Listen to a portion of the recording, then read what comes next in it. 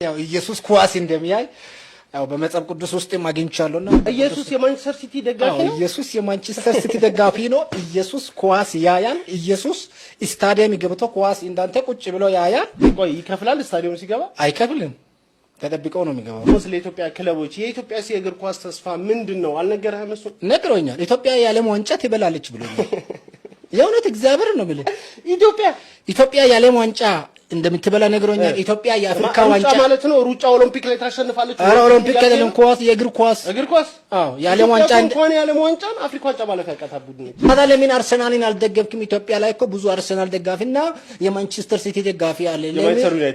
የማንቸስተር ዩናይትድ ደጋፊ አለ።